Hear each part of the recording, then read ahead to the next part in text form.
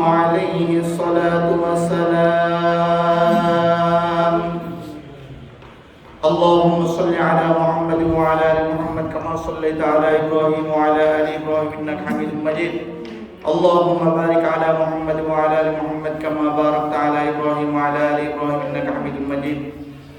আলহামদুলিল্লাহ, আল্লাহ তাআলার কাছে অসংখ্য অগণিত শুকর ও সুজুদ যে মহান রব্বে কাবা আমাদেরকে এই কঠিন মুসিবতের সময় জামিয়া সৌদুল হেরা দোয়ার মাহফিলে আসার বসার মতো তৌফিক আর নিয়ামত, কাউকে কিছু কথা বলার, কাউকে কিছু কথা শোনার মতো সেই নিয়ামত, সেই তৌফিক যে আল্লাহ আমাদেরকে দান করলেন, সেই মহান রব্বে কাবার দরবারে, রব্বুল ইজ্জাতের দরবারে, রব্বুল আলামিনের দরবারে অন্তরের অন্তঃস্থল থেকে কালিমাতুল শুকর আদায় করে জবান করে আওয়াজ দিয়ে বলে আলহামদুলিল্লাহ। আমরা আজকে এই অনুষ্ঠানে আসতে পেরে আমরা খুশি না বেজার? আমার মনে হয় সবাই খুশি না। খুশি হলে তো আওয়াজটা আরো বড় হওয়ার কথা। কেরানীগঞ্জের মানুষ একটা তাকবীর দিলে কেরানীগঞ্জের মাটিতে বাংলাদেশের শ্রেষ্ঠ মুফতি আব্দুল মালিক সাহেব হুজুরের নিজ বাড়ি, নিজ প্রতিষ্ঠান কেরানীগঞ্জে, বড় বড় ওলামায়ে কেরামের মাটি এই কেরানীগঞ্জে, বড় বড় বুজুর্গানে কেরামের মাটি এই কেরানীগঞ্জ, ওলি আউলিয়াদের মাটি এই কেরানীগঞ্জে। এজন্য কেরানীগঞ্জের মানুষ যদি একটা আওয়াজ দেয় তাহলে আসমান পর্যন্ত সেটা পৌঁছার কথা বলেন। আমরা এই অনুষ্ঠানে আসতে পেরে খুশি না বেজার? আমাদেরকে আসার তৌফিক দান করেছেন কে? বলেন না, একটু আওয়াজ দিয়ে বলেন না, তৌফিক দান করেছেন কে? আলহামদুলিল্লাহ। যে মহান আল্লাহ তাআলা আমাদেরকে আসার মতো তৌফিক দান করেছেন, সেই মহান আল্লাহ তাআলা যেন আমাদের এই আজকের আসা যাওয়াকে কবুল করে, আমাদের আজকের এই অনুষ্ঠানকে কবুল করে আল্লাহ তাআলা যেন আমাদের সকলের পরিচিত ব্যক্তি মুফতি ফারহানুল্লাহ সাহেবের জামিয়া সৌতুল হেরাকে যেন আল্লাহ তাআলা কবুল মঞ্জুর করে বলেন আমিন। মুআজ্জিজ হাজিরিন, একেবারে ছোট্ট একটু কথা বলে আমি ছেড়ে দেব ইনশাআল্লাহ। আল্লাহ তাআলা বড় আদর করে, বড় মায়া করে, বড় দরদ নিয়ে আল্লাহ তাআলা আমাদেরকে বানাইছেন। ফেরেশতারা বলছে বানানোর দরকার নাই, কয়েকে কয়টি দেশে গিয়ে মারামারি করবো, গোলামারা হইয়া কয় কসকি হয় এটি গোলামারা মারামারি গিলাগিলি মারামারি করবো, একজনের জমি আরেকজনে খাইয়া দেবো, একজনের টিয়া আরেকজনে খাইয়া দেবো, নির্বাচনে একজনের টিয়া খাই আরেকজনে ভোট দিয়ে দিব, এগুলো বানান দেবো না। আল্লাহ ফেরেশতা বলবে বেটা তোমরা তো জানোস না আমি কি লেগে বানাইতেছি, আমি এই জন্য বানাইতেছি, আমি আল্লাহ যা জানি তোমরা জানো না, আমি আল্লাহ জানি। আমার বান্দাগুলোকে আমি বানাইলে জমিনে গিয়া বান্দারা আমি আল্লাহকে আল্লাহ বলে ডাকবে, আমার হুকুমগুলো মানবে।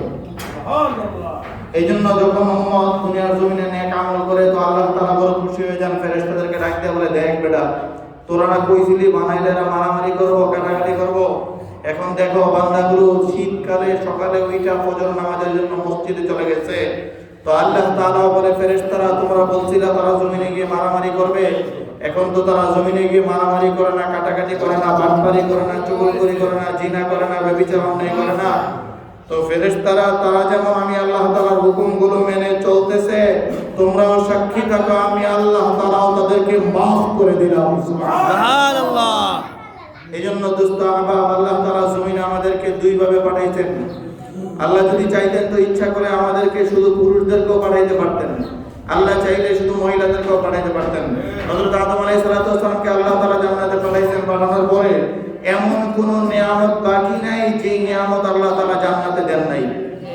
এরপর আদম আলাইহিস সালামের মনটা কেমন জানি ঘটর করে, কি ব্যাপার, কি হইলে জানি একটু শান্তি পাইতাম। তো আল্লাহ তাআলা ইচ্ছা করলে পারতেন ওই মুহূর্তে আরেকটা আদম বানায় বলতেন আদম নাও এইবার তুমি শান্তি হও, বা আরেকটা ভালো একটা অন্য ফল গাছ আনকমন একটা গাছ দিয়া ফল গাছ দিয়ে বলতে যে নাও আগুনের বাগান আঙ্গুরের বাগান যা দিলাম আমি আল্লাহ আরো বাড়াই দিলাম, তারপরে একটু মনটা শান্তির ব্যবস্থা করো। রব্বে কাবা ওই মুহূর্তে দেখলেন আদমকে আমি আল্লাহ যত লক্ষ কোটি অসংখ্য নিয়ামত দান করলাম, এরপরও আদমের দিল শান্তি না। তো আল্লাহ তাআলা কুদরতি ভাবে বুঝে গেলেন আদমকে যদি আমি আল্লাহ তাআলা আদমের বিপরীতে কাউকে বানায়া দিই হয়তো আদমের দিল একটু শান্তি হবে, ঠিক কিনা? এই জন্য আল্লাহ তাআলা হযরত হাওয়া আলাইহিস সালাতু ওয়াস সালামকে বানাইলেন। বানায় যখন হাওয়া আলাইহিস সালাতু ওয়াস সালামকে পাঠাইলেন, আদম আলাইহিস সালাতু ওয়াস সালাম দেখার পরেই শান্তি হয়ে গেছে। তার মানে রব বুঝাই দিলেন দুনিয়ার জমিনের মানুষকে, বান্দা আমি আল্লাহ চাইলে শুধু তোমাদেরকেই পাঠাইতে পারতাম, আদমকে একা পাঠাই দিয়ে বলতাম বেটা মন এমন কটকট করে গা পয়রা থাকে, একাই যাবি দুনিয়াতে। আল্লাহ তাআলা আদম আলাইহিস সালামের সাথে হযরত হাওয়া আলাইহিস সালামকে বানায়া দুনিয়ার জমিনে পাঠায়া আল্লাহ বুঝিয়ে দিয়েছেন দুনিয়ার জমিনের মানুষকে, মানুষ আমি আল্লাহ তাআলা দুনিয়ার জমিনকে কিয়ামত পর্যন্ত কায়েম রাখবো দুইটা মাধ্যমে। এক নাম্বার হলো পুরুষ, দুই নাম্বার হলো মহিলা। পুরুষরা যেরকম ইবাদত করবে আমি আল্লাহ তাআলার, মহিলারাও ইবাদত করবে আমি আল্লাহ তাআলার। তবে শুনে নাও দুনিয়ার জমিনের মানুষ, পুরুষদেরকে আমি আল্লাহ তাআলা হাজারো লাখো ব্যস্ততা দিয়েছি, মা বোনদেরকে আমি আল্লাহ তাআলা কোনো ব্যস্ততা দেই নাই, সামান্য কিছু ব্যস্ততা। ঘরের ছেলে মেয়েগুলোদেরকে দেখে রাখবে, দিন শিখবে, জামিয়া সাউদুল হেরা এসে পড়াশোনা করে দিন ইলম শিক্ষা করবে।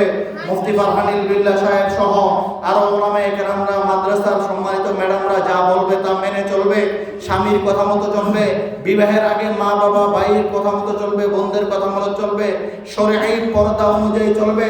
তো রব্বে কাবা জানায়া দিলেন দুনিয়ার জমিনের মানুষ, পুরুষদেরকে হাজার ব্যস্ততা দেওয়ার পরে আমি আল্লাহ কিছু হুকুম দিয়েছি, আর মহিলাদেরকে সামান্য কিছু ব্যস্ততা দিয়ে আমি আল্লাহ তাআলা সামান্য কিছু হুকুম আমি আল্লাহ তাআলা মহিলাদেরকে দিলাম। তো দুনিয়ার জমিনের মা বোনেরা, মহিলারাও জেনে নাও, আমি আল্লাহর এই হুকুমগুলো যদি দুনিয়ার ব্যস্ততার পাশাপাশি তোমরা পালন করতে পারো, আমি রবের হুকুমগুলো যদি তোমরা পালন করতে পারো, তো আমি আল্লাহ তাআলা তোমাদেরকে আমার নবী সাল্লাল্লাহু আলাইহি ওয়াসাল্লামের সাথে জান্নাতে যাওয়ার মতো সেই ব্যবস্থা আমি আল্লাহ করে দেব। এজন্য দোস্ত, আমরা মা বোন আমাদের যারা আছে, আমরা যেমন নিজেরা ইবাদত করি, আমাদের মা বোনদের ইবাদত করার দরকার আছে না নাই বলেন তো? কথা বলেন, আছে না নাই? আপনি তো বিভিন্ন জায়গায় মাহফিলে যান, গিয়ে হুজুররা বয়ান করে শুনে আসেন, দাওয়াত তাবলীগের মেহনতে চলে যান, ওখানে গিয়ে শিখাছেন, মাদ্রাসা শিখছেন। মা বোনগুলো এমন অনেক মা বোন আছে বিয়ের আগে কোরআন শরীফ পড়তে পারে নাই, এমন অনেক মা বোনেরা আছে বিয়ের আগে কোরআন শরীফ তো দূরের কথা, নামাজের সূরা কেরা ঠিক মতো জানে না, সূরা কেরা ঠিক মতো পড়তে পারে না। এরা কিভাবে শিখবো? রব জানায় দিলেন।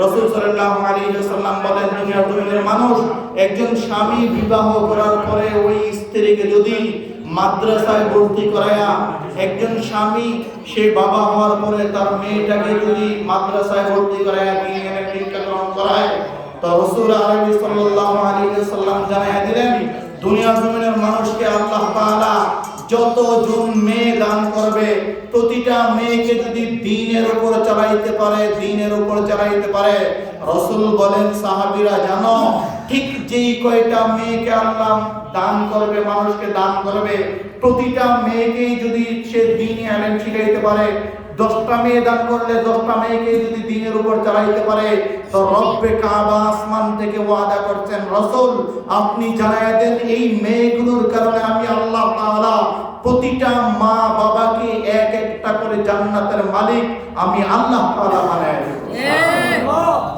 এইজন্য দোস্ত, আমরা বড় ফজিলতের ব্যাপার, বড় ভাগ্যের ব্যাপার মেয়ে হওয়া।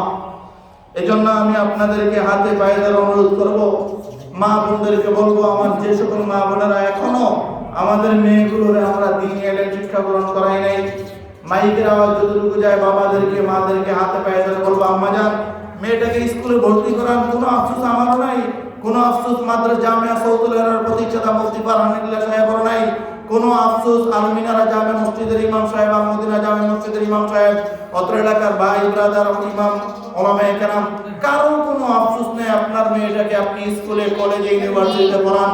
তবে আমাদের আফসোসের জায়গা হলো সেটা আম্মা জান আব্বা জান, আপনি আপনার মেয়েটাকে স্কুল কলেজ ভার্সিটি ইউনিভার্সিটিতে পড়ানোর পাশাপাশি আপনি তাকে একটু দ্বীন শিক্ষা দেন, দ্বীন শিক্ষা দেন।